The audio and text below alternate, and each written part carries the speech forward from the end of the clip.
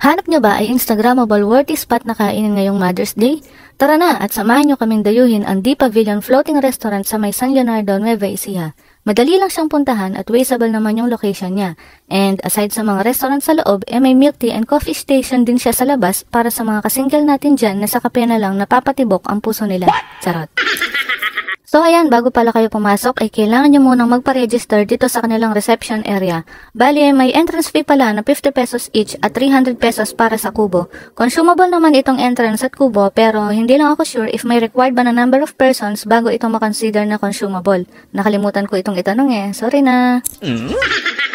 So ayan, bali bibigyan pala kayo ng papel dun sa reception. Nakalagay doon kung saang kubo kayo pupwesto at kung ilan lahat kayo. Marami namang mga staff ang palibot-libot sa place para if ever hindi nyo mahanap yung kubo nyo, pwede nila kayo i-assist.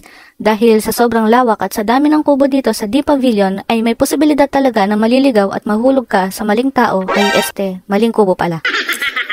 Tapos ayan, sa bandang gitna ay nakapwesto ang kanilang floating bar kung saan nagpe-perform ang mga live bands at minsan naman mga stand-up comedians. Parang comedy bar ba kumbaga.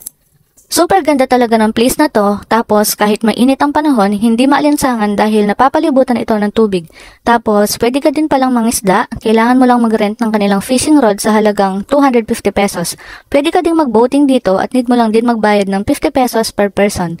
Tapos advice ko din pala sa mga mahihilig mag-OOTD at umaura, iwasan nyo na lang pong magsuot ng shoes at sandals na may heels, lalo na yung pointed kasi may spaces po yung pinaka parang bridge or daanan papunta sa mga kubo at baka out of balance kayo na pwedeng makatapilok nyo or worse if mahulog pa kayo. So ayan, after ilang minutes, nakasettle down na rin kami sa kubo at ito pala yung menu sa The Pavilion. Post or screenshot nyo na lang para may idea kayo kung magkano.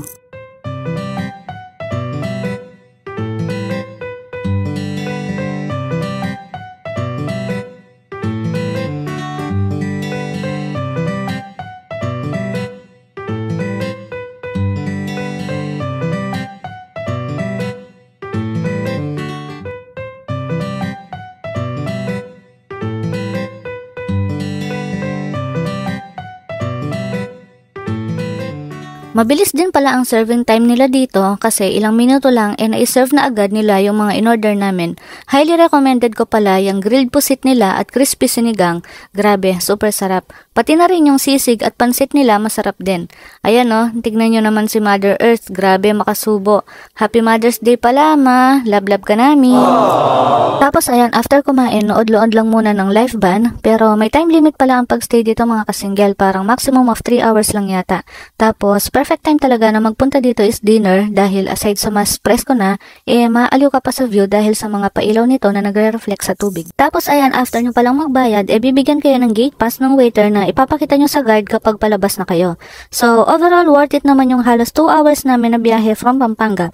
Masarap yung food, masaya yung environment, may-enjoy nyo yung food nyo dahil sarili nyo yung kubo, maluwag yung parking, at higit sa lahat, napaka-friendly at approachable na mga staff. So ayan, Happy Mother's Day po sa lahat ng mga ina at saludo kaming lahat sa inyo. Maraming salamat sa panonood mga kasinggel!